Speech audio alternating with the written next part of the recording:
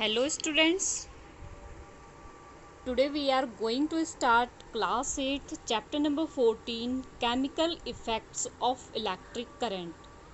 Students ये आपने seventh में थोड़ा कंडक्टर और इंसुलेटर के बारे में तो पढ़ा ही था। अब हम इसको थोड़ा सा डीपली और एक्सप्लेन करके पढ़ेंगे इस चैप्टर को। इसमें आप कंडक्टर इंसुलेटर्स और भी क्या कहते हैं, इसमें जो है कंपास में निडल्स डिफ्लेक्ट होती है, ठीक है। ये सारी चीज़ें कि हम अलग अलग लिक्विड्स को टेस्ट करके देखेंगे कि किस में से गुड कंडक्टर होता है, कौन से लिक्विड से जो है इलेक्ट्रिसिटी पास होती है, किस में से पास नहीं होती है, ठीक है। ये सारी चीज़ें हमने इस चैप्टर में जो है एक्सपेरिमेंट करके देखना। और एक इस चैप्टर का सबसे मोस्ट इम्पॉर्टेंट पार्ट है इलेक्ट्रोप्लेटिंग, जो कि आपको यहाँ फ्रंट में डायग्राम में भी शो हो रहा है। इलेक्ट्रोप्लेटिंग कि किस तरीके से इसमें क्या होता है, जो इसको हम वैसे डिटेल आगे पढ़ेंगे, वैसे ही मैं आपको नॉर्मल बता दे रही हूँ कि जो प्योर मेटल होती है वो उसको हम उसकी इम्प्योरिटी को अलग करते हैं और प्योर मेटल को इससे अलग करते हैं। तो ये सारी डिटेल्स हमने चैप्टर में देखनी है। ओके स्टूडेंट्स, स्टार्ट करते हैं हम अपना chapter. Chapter number 14 chemical effects of electric current.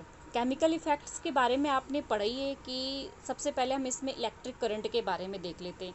Electric current में आपको पता है ना कि इलेक्ट्रिक अप्लायंसेस जो होते हैं, आपके पेरेंट्स जो है आपको हाथ लगाने से मना करते हैं कि गीले हाथ नहीं लगाना।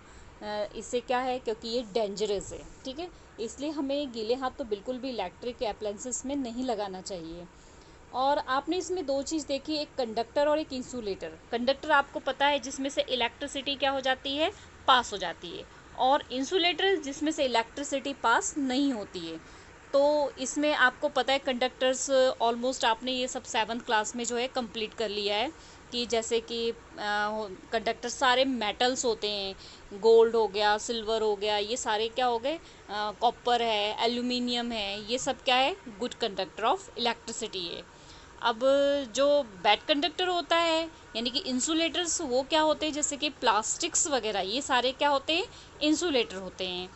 तो हम यहाँ पे कुछ टेस्टर्स बनाएंगे, हेल्प से अपनी कुछ इंस्ट्रूमेंट्स इकट्ठे करके टेस्टर बनाएंगे और उसकी हेल्प से हम डिटेक्ट करेंगे कि करंट उस हमारे कंडक्टर से पास हो रहा है या फिर नहीं हो रहा है, ठीक है। तो यहाँ पर पहली आपको पहले कुछ बता रही है और बूझो, पहली और बूझो बता रहे हैं कि एक्सपेरिमेंट करते समय हमें इलेक्ट्रिक सप्लाई का यूज़ नहीं करना चाहिए।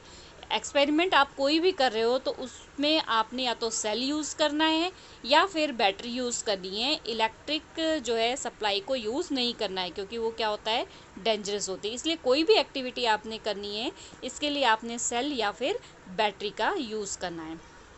यहाँ पर आप दो पिक्चर देखो, ठीक है। इन दो पिक्चर में आप क्या देख रहे हो, ये गुड कंडक्टर और ये बैड कंडक्टर, ये पुअर कंडक्टर। ये पहली कह रही है, इसने पहली ने अपना एक्सपेरिमेंट बनाया, ये कह रही है गुड कंडक्टर है, और बूझो कह रहा है ये बैड कंडक्टर है।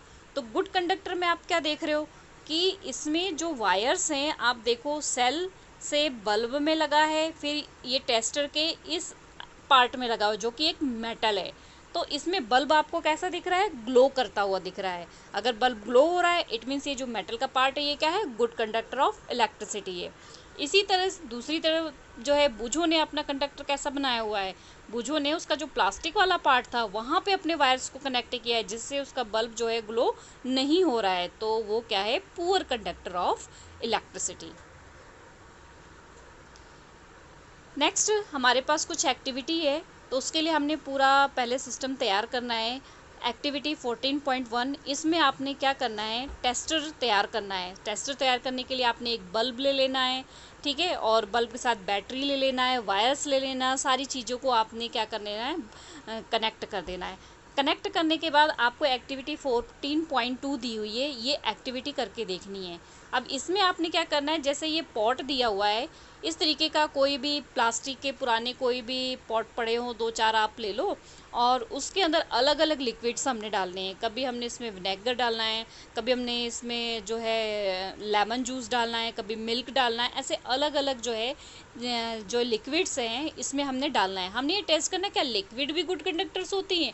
अभी तो हमने टेस्टर से कर दिया था, अब यहाँ से करना है। ठीक है, तो आपने एक बार इस पॉट में जब ये सर्किट को बनाया, ठीक है, अब ये सर्किट आपने कंप्लीट किया, यहाँ से ये सेल लगा लिया, बैटरी लगा ली, तो क्या होगा, अगर बल्ब आपका जो है वो ग्लो हो रहा है तो वो तो क्या हो गया, गुड कंडक्टर ऑफ इलेक्ट्रिसिटी। अगर बल्ब ग्लो नहीं हो रहा है तो वो पुअर कंडक्टर ऑफ इलेक्ट्रिसिटी। तो यहाँ पे हमने अलग अलग लिक्विड्स डाल के देखना है। ठीक है, एक बार हमने पहले विनेगर डाला तो बल्ब ग्लो हुआ कि नहीं चेक करना है। ऐसे लेमन जूस डाला तो देखना है कि आपका बल्ब ग्लो हुआ कि नहीं। मिल्क डाल के बल्ब ग्लो हुआ या नहीं। और प्योर वाटर डाला, रेन वाटर डाला, तो ये सारी चीज़ें अलग अलग आपने लिक्विड्स लेने हैं और देखना है कि आपका बल्ब ग्लो हो रहा है कि नहीं।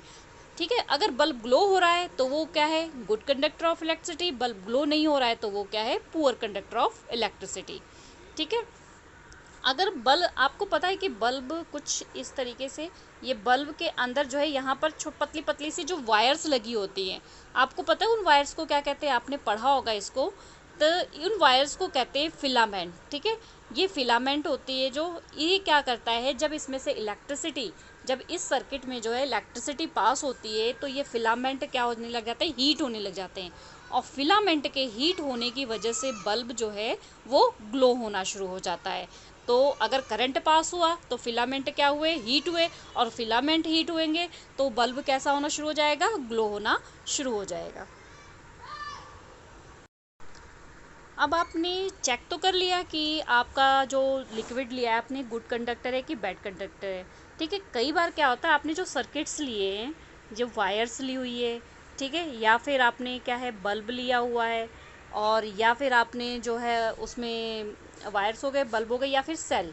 ठीक है, ये जो चीज़ें लिए, हो सकता है आपके यही वीक हो सकता है बल्ब का फिलामेंट ख़राब हो सकता है वायर का सर्किट सही ना हो सकता है सेल जो है वो वीक है। तो सबसे पहले आपने अपना ये सारा जो मटेरियल है उसको चेक कर लेना है कि सेल दूसरा चेंज करके एक बार लगा के देख लेना कहीं आपका सेल वीक तो नहीं है। ठीक है, बल्ब आपने दूसरा लगा के देख लेना है कहीं बल्ब आपका जो है वो फ्यूज़ तो नहीं है, वायर्स के जो कनेक्शन है वो सही है। तो ये सारी चीज़ें आपने अच्छे से चेक कर लेना है। उसके बाद आपने अपना टेस्टर यूज़ करना है, अपना एक्सपेरिमेंट करना है। ठीक है, तो कई बार क्या होता है, बल्ब में अगर वीक करंट जाता है तो वो बल्ब ग्लो नहीं होता है, अगर हम हाई वोल्टेज का बल्ब लेते हैं तो। ठीक है, तो इसलिए हमें बल्ब जो है वो कम वोल्टेज का लेना चाहिए। फॉर एग्ज़ाम्पल हमें इस तरीके से एलईडी के बल्ब्स लेने चाहिए। ये क्या होते हैं, थोड़े से ही करंट में जो है ग्लो करने लग जाते हैं, ज़रा सा करंट इनमें आता है और ये क्या होते हैं, ग्लो होने लग जाते हैं। तो एलईडी बल्ब का यूज़ करना चाहिए। और इनका एक चीज़ ये याद रखना चाहिए, आप देखोगे कि इस बल्ब में एक जो है वायर, एक साइड की वो तार जो है वो लंबी है और एक साइड की तार छोटी है। तो जो लंबी तार है उसको पॉजिटिव टर्मिनल से जोड़ना है। सेल में पता है आपके एक पॉजिटिव होता है और एक क्या होता है, नेगेटिव होता है। तो बड़ा वाला जो हिस्सा है वो पॉजिटिव से जोड़ना है और छोटा वाला किससे जोड़ना है, नेगेटिव से जोड़ना है। ठीक है, तो अगर एलईडी बल्ब आप यूज़ करोगे तो ये थोड़े से करंट में भी क्या हो जाएगा, जलना शुरू हो जाएगा। नेक्स्ट हम एक्टिविटी देखते हैं 14.3। सेम ऐसे ही आपने पूरा सर्किट तैयार करना है। आपने क्या ले लिया, वायर ले लिए। ठीक है, ये वायर हो गया। यहाँ पर आपने कंपास रखना है। कंपास में क्या होता है, आप ये देखोगे कि अगर कहीं से करंट पास होता है तो वहाँ पे मैग्नेटिक फील्ड भी होता है। अब मैग्नेटिक फील्ड होता है इसलिए कैसे पता करेंगे, आपने ये पूरा सिस्टम लगा दिया। ठीक है, यहाँ पे आपने बैटरी लगा दी है, ये वायर्स लगा दिए, नीचे आप कोई भी ले लो, गुड कंडक्टर, बैड कंडक्टर, एक एक अलग अलग मटेरियल जैसे हमने पिछले एक्सपेरिमेंट में लिया था। ठीक है, अगर आपने यहाँ पे गुड कंडक्टर्स लिए हुए लिक्विड्स या मेटल या जो भी आपने लेना हो, ठीक है, तो वहाँ से अगर इलेक्ट्रिसिटी पास हुई, पहले तो हमने बल्ब लगाया था तो हमें पता लग रहा था बल्ब ग्लो हो रहा है तो गुड कंडक्टर है, बल्ब ग्लो नहीं हो रहा है तो क्या है, पुअर कंडक्टर है। अब यहाँ पर हमने मैग्नेटिक कंपास रखा है, क्योंकि एक चीज़ याद रखो स्टूडेंट्स कि अगर कहीं भी करंट पास होता है तो वहाँ पे मैग्नेटिक फील्ड होता है। तो यहाँ पर जब करंट पास होगा तो ये जो इसके अंदर की निडल है वो अपनी जगह से डिफ्लेक्ट होगी, तो इट मीन्स ये क्या है, गुड कंडक्टर है। और अगर ये निडल्स डिफ्लेक्ट नहीं होगी तो वो क्या है, बैड कंडक्टर है। ठीक है, पुअर कंडक्टर है। इस तरीके से आप जैसे पहले अलग अलग लिक्विड्स का यूज़ किया था, लेमन जूस का यूज़ किया था, और प्योर वाटर का यूज़, रेन वाटर का use, vinegar, oil, milk, tap water, मतलब जो भी आपको यूज़ करना है वो अलग अलग मटेरियल को यूज़ करके आप यहाँ पर देख सकते हो ये चीज़। ठीक है, नेक्स्ट आपको ये टेबल दी हुई है, आपने क्या करना है, इस टेबल में फिल करना है। आपने जो भी अपने कंपास नीडल के साथ लिक्विड्स लिया था उसमें आपकी नीडल जो है वो डिफ्लेक्ट हो रही थी या नहीं हो रही थी। अगर हो रही थी तो यस, और अगर नहीं हो रही थी तो नो। अगर यस है तो वो क्या है, गुड कंडक्टर है। अगर नहीं हो रही तो वो क्या होगा, बैड कंडक्टर। ठीक है, आपको पता है कि जो प्योर वाटर होता है वो उसमें से इलेक्ट्रिसिटी पास नहीं होती है।